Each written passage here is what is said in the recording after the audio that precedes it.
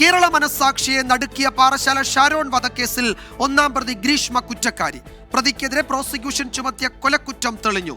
തെളിവുകളുടെ അഭാവത്തിൽ ഗ്രീഷ്മയുടെ അമ്മയെ വിചാരണ കോടതി വെറുതെ വിട്ടു. എന്നാൽ അമ്മാവൻ നിർമ്മലകുമാരൻ തെളിവ് നശിപ്പിച്ച കേസിൽ കുറ്റക്കാരനാണെന്ന് കോടതി കണ്ടെത്തി. നെയ്യാറ്റിൻകര അഡീഷണൽ സെഷൻസ് കോടതി നാളെ പ്രതികളുടെ ശിക്ഷ വിധിക്കും. വൈദ്യപരിശോധനയ്ക്ക് ശേഷം ഗ്രീഷ്മയെ ജയിലിലേക്ക് മാറ്റി.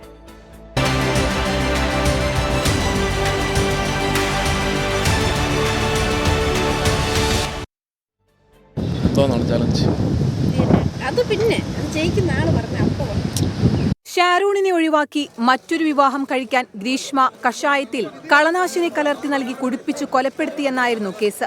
മുൻപും ഷാരോണിനെ കൊലപ്പെടുത്താൻ ജ്യൂസ് ചലഞ്ച് നടത്തിയതുൾപ്പെടെ സാഹചര്യ തെളിവുകളായിരുന്നു പ്രോസിക്യൂഷൻ കോടതിയിൽ നിരത്തിയത്. ഡിജിറ്റൽ തെളിവുകൾ ഉൾപ്പെടെ പരിഗണിച്ചാണ് ഗ്രീഷ്മ കുറ്റക്കാരിയെന്ന് നെയ്യാറ്റിൻകര അഡീഷണൽ സെഷൻസ് കോടതി കണ്ടെത്തിയത്. സാഹചര്യ തെളിവുകളുടെ അഭാവത്തിലാണ് അമ്മ സിന്ധുവിനെ വെറുതെ വിട്ടത്. മൂന്നാം പ്രതി അമ്മാവൻ തെളിവ് നശിപ്പിച്ചെന്ന് കോടതി കണ്ടെത്തി. പ്രതികൾക്കുള്ള ശിക്ഷ നാളെ വിധിക്കും.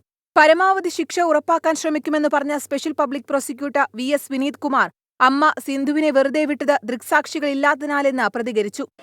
ഞാൻ പ്രോസിക്യൂട്ട് ചെയ്തതിൽ വെച്ചിട്ട് ഏറ്റവും ഒരു കഠിനമായിട്ടുള്ള ഒരു കേസ് തന്നെയായിരുന്നു ഈ ഷാരൂൺ മർഡർ കേസ്. അതിന് കാരണമെന്ന് വെച്ച് കഴിഞ്ഞാൽ വിഷം കൊണ്ട് ഉള്ള മരണമാണ് സംഭവിച്ചിരിക്കുന്നത്, കൊലപാതകമാണ് എന്ന ആരോപണം ഉന്നയിച്ചപ്പോൾ തന്നെ വിഷം ശരീരത്തിലോ ആന്തരിക അവയവങ്ങളിലോ വസ്ത്രത്തിലോ ഒന്നും തന്നെ കിട്ടിയിരുന്നില്ല. കാരണം അതൊരു കൊറോസീവ് പോയിസൺ ആണ്. തെളിവ് ശേഖരണത്തിൽ ഉൾപ്പെടെ പോലീസ് നടത്തിയ ജാഗ്രത ഫലം കണ്ടുവെന്ന് അന്വേഷണ ഉദ്യോഗസ്ഥരും പ്രതികരിച്ചു. ഇത്തരം ശാസ്ത്രീയമായ തെളിവുകളുടെ അടിസ്ഥാനത്തിലാണ് ഇത്തരം ഒരു നല്ലൊരു വിധി ഇതിലേക്ക് വന്നിട്ടുള്ളത്. രക്ഷപ്പെട്ടു പോകാമെന്നുള്ള രീതിയിലായിരിക്കാം എന്ന് പറഞ്ഞാൽ പോലീസ് വളരെ നല്ല രീതിയിലാണ് പെരുമാറിയതും മറ്റു കാര്യങ്ങളും. ഇത് നമുക്ക് തെളിവുകൾ ലഭിക്കുക എന്നുള്ളതാണ് പ്രധാനം. അപ്പം ഇതൊന്നും ചിലപ്പം മറ്റെന്തെങ്കിലും ഉപദേശം കിട്ടിയതിൻ്റെയൊക്കെ ഫലത്തിലായിരിക്കാം. ഇതൊന്നും വലിയ ശക്തമായ തെളിവുകളല്ല എന്ന് ആരെയും തെറ്റിദ്ധരിപ്പിച്ചതായിരിക്കാം. വളരെ കൂളായിട്ടുള്ള അല്ലെങ്കിൽ വളരെ ഹാപ്പി ആയിട്ടുള്ള രീതിയിലുള്ള ഒരു പെരുമാറ്റമായിരുന്നു ഗ്രീഷ്മയുടെ ഭാഗത്തു നിന്നുണ്ടായത്. ഒക്ടോബർ 14-നായിരുന്നു ഷാരൂണിനെ കൊലപ്പെടുത്തണമെന്ന ഉദ്ദേശത്തോടെ വീട്ടിലേക്ക് വിളിച്ചു വരുത്തിയത്.